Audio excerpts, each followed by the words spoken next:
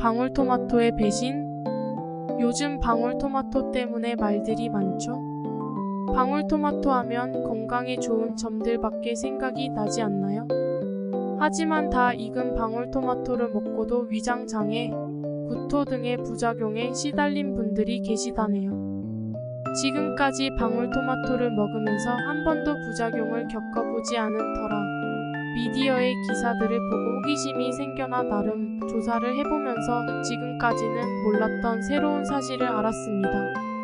지금부터 공유해볼까요? 먼저 방울토마토의 장점을 말씀드리지 않을 수 없네요. 왜냐하면 너무 많아서요. 첫째, 항산화 작용이 있습니다. 방울토마토는 비타민C, 카로티노이드 및 폴리페놀과 같은 항산화 물질이 풍부합니다. 이러한 항산화 물질은 세포 손상을 예방하고 염증을 줄이며 암과 같은 질병의 발생을 예방하는 데 도움을 줄 수 있습니다. 두 번째, 면역력 강화입니다. 방울토마토는 비타민C와 베타카로틴이 풍부하며 이들 영양소는 면역력을 강화하여 감염 및 질병으로부터 우리 몸을 보호하는 데 중요한 역할을 합니다. 셋째, 소화 개선 효과가 있습니다. 방울토마토는 식이섬유가 풍부하여 소화 건강을 유지하고 소화효소를 자극하여 소화를 촉진하는 데도 도움을 줍니다. 넷째, 뼈를 튼튼하게 해주는 효과가 있습니다. 칼슘과 비타민 K가 풍부하여 뼈 건강을 유지하는 데 도움을 줄 수 있다는군요. 다섯째, 혈압 조절 효과가 있습니다. 칼륨이 풍부하여 혈압을 조절하는 데 도움을 줄 수 있습니다. 여섯째, 다이어트 효과가 있습니다. 칼로리가 낮고 식이섬유와 물질이 풍부하여 다이어트에 좋습니다. 또한 식사 전에 먹으면 포만감을 유발하여 식사량을 줄일 수 있습니다. 이렇게 좋은 점들이 많은데 왜 방울토마토를 먹고 탈이 날까요? 그럼 지금부턴 그 원인에 대해 말씀드려 볼까요? 방울토마토에는 솔라닌이라는 성분이 포함되어 있습니다. 이 성분은 독성이 있는 알칼로이드로 토마토뿐만 아니라 감자와 같은 다른 식물에서도 발견됩니다. 솔라닌은 토마토의 녹색 부분, 특히 줄기와 잎에 많이 포함되어 있으며 익은 토마토의 고유한 맛과 향을 유발하는 데 중요한 역할을 합니다. 그런데 다 익지 않은 방울토마토는 녹색 부분에 솔라닌이 더 많이 포함되어 있기 때문에 익은 토마토보다는 솔라닌의 함량이 높을 수 있습니다. 하지만 보통은 다 익지 않은 방울토마토를 소량으로 먹는 것은 안전합니다.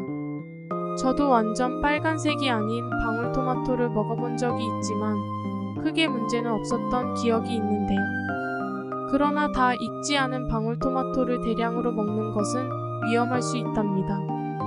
다 익지 않은 방울토마토를 먹은 후에 위장장애, 구토, 설사, 두통, 어지러움 등의 증상이 나타날 수 있으니까요. 따라서 가능한 잘 익은 방울토마토를 섭취하고 다 익지 않은 방울토마토를 먹는 경우에는 소량으로만 먹는 것이 좋습니다. 또한 솔라닌 함량을 최소화하기 위해서는 녹색 부분을 가능한 한 제거하고 토마토를 잘 씻어서 섭취하는 것이 좋습니다. 대부분은 방울토마토를 적당량으로 섭취하는 것은 안전합니다. 단, 잘 익은 방울토마토를 먹었음에도 위장장애나 구토 등의 증상을 경험한다면 알레르기 반응이나 솔라닌 과다 섭취로 인한 중독 등의 가능성이 있습니다. 하지만 이러한 증상이 나타난다고 해서 먹은 사람이 특별히 알레르기가 있다고 단정하기는 어렵습니다. 알레르기는 몸의 면역 체계가 비정상적으로 반응하여 발생하는 것이므로 방울토마토를 먹은 후에 알레르기 반응이 나타나는 경우에는 지속적으로 반복해서 섭취해보면서 반응 여부를 확인해야 합니다.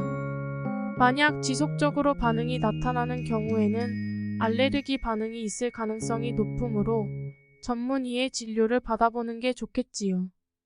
반면에 솔라닌 과다 섭취로 인한 중독의 경우에는 증상이 일시적으로 나타나는 경우가 많습니다.